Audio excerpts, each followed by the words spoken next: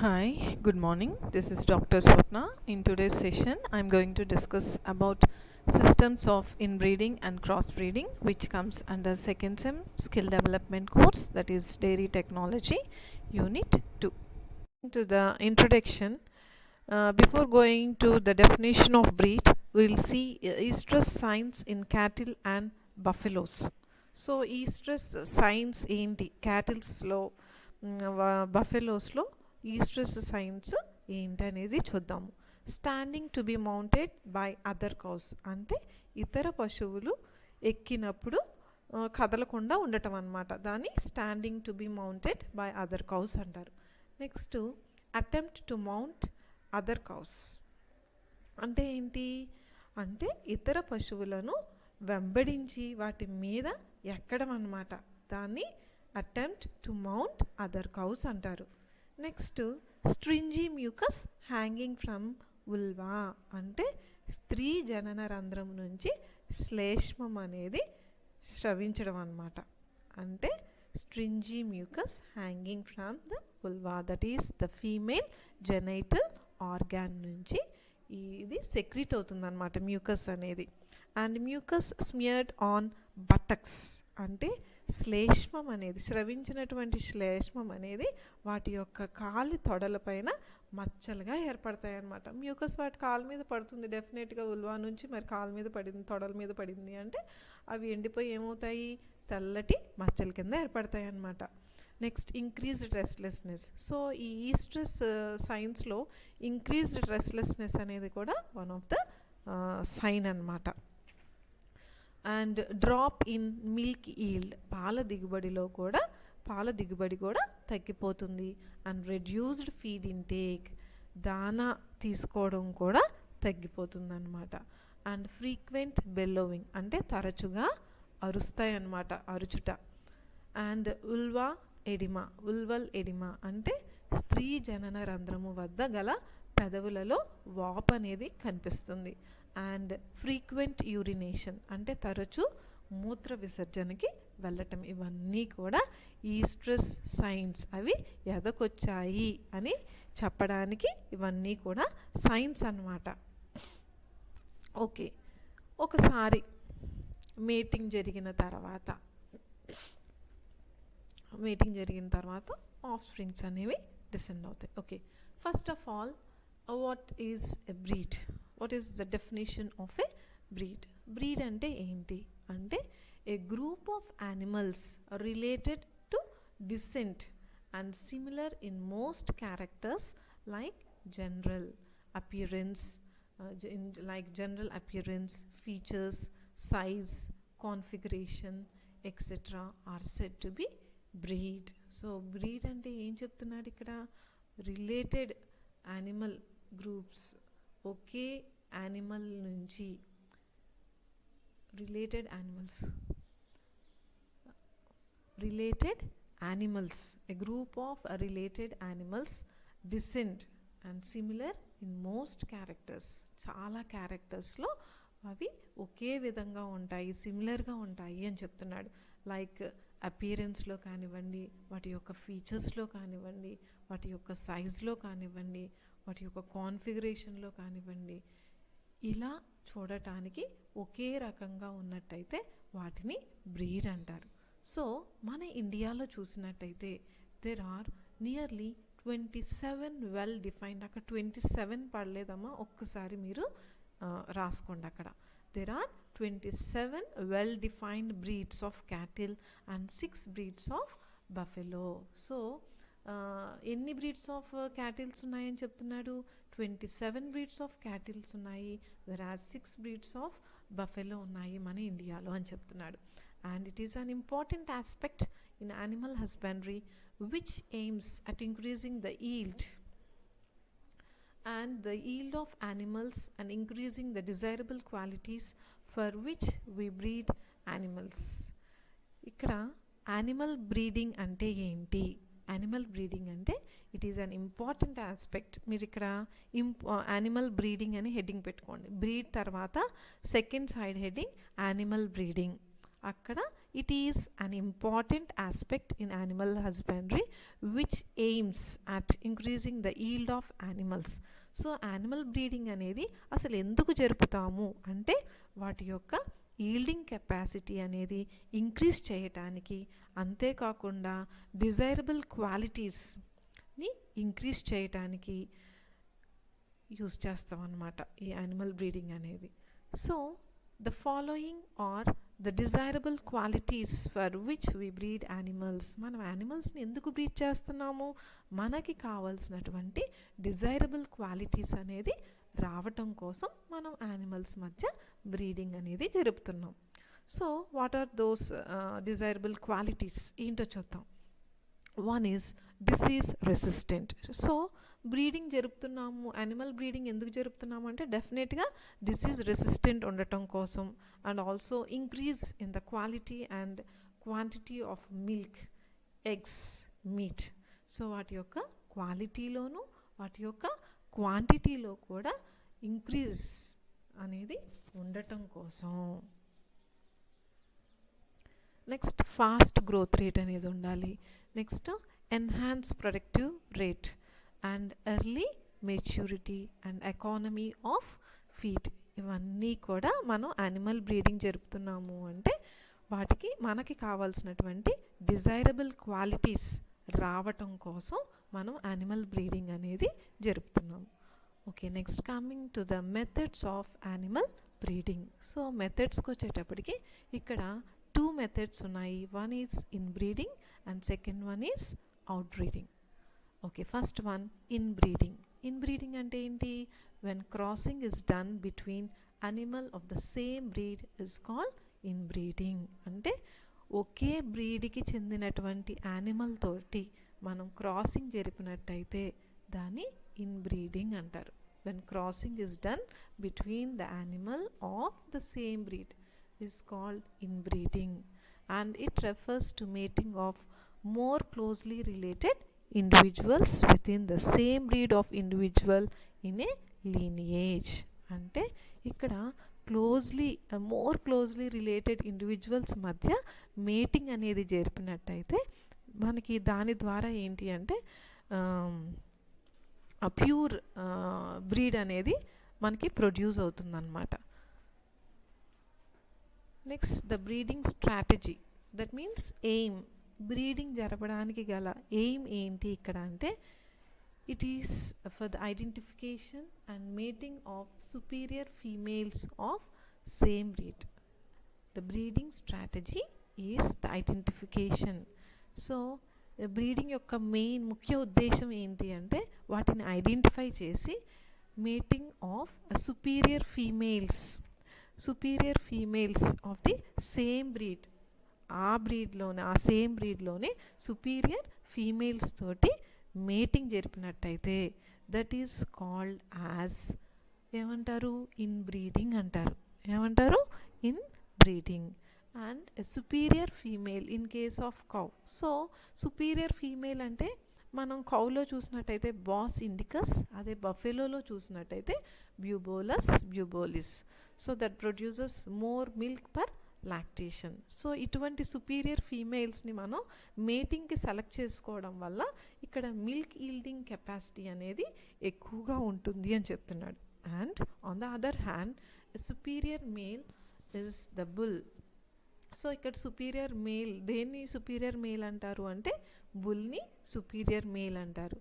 Who gives rise to superior progeny as compared to those of other males. So మిగిలినటువంటి males తోటి చూసినట్టయితే ఇక్కడ bull అనేది superior ప్రోజనీని ఇస్తుంది అని చెప్తున్నాడు. అండ్ ద progeny obtained from such matings are evaluated and the superior ones among them are used for mating purpose. So ఇలా మేటింగ్ సుపీరియర్ మేల్స్ని సుపీరియర్ ఫీమేల్స్ని మేటింగ్ జరిపి అలా వచ్చినటువంటి ఆ ఆఫ్స్ప్రింగ్స్ మనం ఇవాల్యుయేట్ చేసి వాటిల్లో సుపీరియర్ క్వాలిటీ లక్షణాలు ఉండేటువంటి జీవుల్ని మేటింగ్ పర్పస్కి వాడటం జరుగుతుందన్నమాట. Next coming to the inbreeding. It is of 2 types. One is close breeding and the second one is line breeding. So what is close breeding? Close breeding ante enti? So close breeding means mating between the male parent with a female offspring. Male parent ni ikkada sire antaru, female parent ni dam antaru. So male పేరెంట్ని female offspring తోటి mate చేయటం, అలాగే ఫీమేల్ని male offspring తోటి mate చేసినట్టయితే now that breeding is called as close breeding. దాన్ని ఏమంటారమ్మా? Close breeding అంటారు. Next coming to the line breeding. Line breeding అంటే ఏంటి? దీన్ని కజిన్ మేటింగ్ అని కూడా అంటారు. ఏమంటారు? Cousin mating. And it is selective breeding అని చెప్తున్నాడు. It is selective breeding of animals for a desired feature by mating them within a closely related line but not as close as close breeding. So ఇక్కడ line breeding అంటే ఏంటి అంటే closely related species మధ్య, closely related breeds మధ్య mating జరపాలి అంటున్నాడు, but not as close breeding అంటున్నాడు. So close breeding అంటే మనం ఎవరెవరితోటి మేటింగ్ జరిపాము? మేల్ పేరెంట్ని ఫీమేల్ ఆఫ్ స్ప్రింగ్ తోటి, ఫీమేల్ పేరెంట్ని మేల్ ఆఫ్ స్ప్రింగ్ తోటి మేటింగ్ జరిపాము. కానీ లైన్ బ్రీడింగ్ వచ్చేటప్పటికి అంత క్లోజ్ బ్రీడింగ్ అక్కర్లేదు అని చెప్తున్నాడు. But not as close breeding. Close breeding అంతా క్లోజ్ ఇండివిజువల్స్ మధ్య మేటింగ్ అక్కర్లేదు అని చెప్తున్నాడు. సో ఇక్కడ డిజైర్డ్ ఫీచర్ ఉండేటువంటి యానిమల్స్ని సెలెక్ట్ చేసుకొని and it should be closely related line అంటున్నాడు. Within closely related line. క్లోజ్లీ రిలేటెడ్ లైన్లో ఉండేటువంటి ఇండివిజువల్స్ తోటి ఇక్కడ మేటింగ్ జరపమంటున్నాడు. And this breeding is to improve the quality of livestock. So ఇక్కడ ఇలా చేయటం వల్ల ఏంటి, ఎందుకు ఇలా చేస్తున్నాం లైన్ బ్రీడింగ్ అంటే ఈ క్వాలిటీ ఆఫ్ లైవ్ స్టాక్ని ఇంప్రూవ్ చేయడానికి అన్నమాట.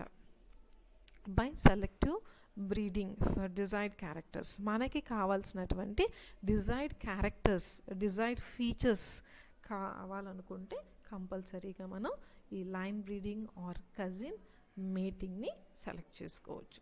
Next coming to the advantages of breeding. So breeding యొక్క అడ్వాంటేజెస్ వచ్చేటప్పటికి inbreeding increases homozygosity. So inbreeding increases homozygosity. So what is homozygosity? Homozygosity అంటే ఏంటి? సో వీటి యొక్క ఏమంటారంటే మీకు ఇంకా బాగా అర్థం అవ్వాలి అంటే okay, copies of a gene, both copies of a gene or locus match, that is called as homozygosity. అంటే పేరెంట్ జీను ఇక్కడ ఆఫ్స్ప్రింగ్ జీను రెండు కూడా మ్యాచ్ అయినట్టయితే that is called as homozygosity. So ఈ ఇన్బ్రీడింగ్ జరపడం వల్ల ఏంటి అంటే ఇట్ ఇంక్రీజెస్ హోమోజైగాసిటీ అని చెప్తున్నాడు. Thus inbreeding is necessary if we want to evolve a pure line animal. So మనకి ప్యూర్ యానిమల్ కావాలి అంటే కంపల్సరీగా ఇన్బ్రీడింగ్ అనేది ఉపయోగపడుతుంది అని చెప్తున్నాడు. And it helps in accumulation of superior jeans and elimination of less desirable jeans. So ఇలా meeting జరపడం వల్ల ఏంటి అంటే వీటి యొక్క అడ్వాంటేజెస్ ఏంటి అంటే కావాల్సినటువంటి సుపీరియర్ జీన్స్, అవసరమైనటువంటి సుపీరియర్ జీన్స్ అన్నీ కూడా అక్యుములేట్ అవుతాయి అని చెప్తున్నాడు. అనవసరమైనటువంటి లెస్ డిజైరబుల్ జీన్స్ అన్నీ కూడా ఎలిమినేట్ అవుతాయి అని చెప్తున్నాడు. So this is also one of the advantage కింద చెప్పుకోవచ్చు మనం. Next one is disadvantages.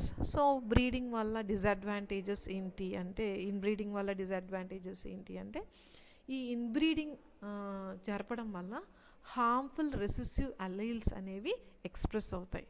So inbreeding మనం ఒక డిసడ్వాంటేజ్ కింద కూడా చెప్పుకోవచ్చు అన్నమాట. And continuous inbreeding especially close breeding usually reduces fertility. So ఈ ఇన్బ్రీడింగ్లో ఎస్పెషలీ క్లోజ్ బ్రీడింగ్ తీసుకున్నట్టయితే దట్ మీన్స్ మేల్ పేరెంట్ని ఫీమేల్ ఆఫ్స్ప్రింగ్ తోటి, ఫీమేల్ పేరెంట్ని మేల్ ఆఫ్స్ప్రింగ్ తోటి మేటింగ్ జరిపితే దాన్నే కదా క్లోజ్ బ్రీడింగ్ అంటాం. సో ఈ క్లోజ్ బ్రీడింగ్ అనేది కంటిన్యూస్గా జరపడం వల్ల వాటిలో ఫర్టిలిటీ రేట్ అనేది తగ్గిపోతుంది, ప్రొడక్టివిటీ రేట్ అనేది తగ్గిపోతుంది అని చెప్తున్నాడు. దీన్ని ఇన్బ్రీడింగ్ డిప్రెషన్ అంటారు. అలా ప్రొడక్టివిటీ రేటు, ఫర్టిలిటీ రేటు తగ్గినట్టయితే దాన్నే ఇన్బ్రీడింగ్ డిప్రెషన్ అంటారు. గుర్తుపెట్టుకోండి, that is called as inbreeding depression. Next second one is out breeding. So ఏంటి అవుట్ బ్రీడింగ్ అంటే ఏంటి? It is the breeding of unrelated animals మధ్య బ్రీడింగ్ జరిపినట్టయితే దాన్ని అవుట్ బ్రీడింగ్ అంటారు. ఇందులో 3 రకాలు ఉన్నాయి. One is out crossing, second one is cross breeding, and third one is inter specific hybridization. Okay, coming to the first one, that is outcrossing. So outcrossing ante enti? It is the practice of mating of animals within the same breed but having no common ancestors on either side of the pedigree for 4 to 6 generations. So ikkada practice of mating animals with in the same breed, ఒకే బ్రీడ్కి చెందినటువంటి animals మధ్య ఇక్కడ mating అనేది జరుపుతాం. కానీ ఆ 2 ఇండివిజువల్స్కి 4 to 6 generations వరకు కూడా వాటికి కామన్ యాన్సిస్టర్స్ అనేవి ఉండకూడదు.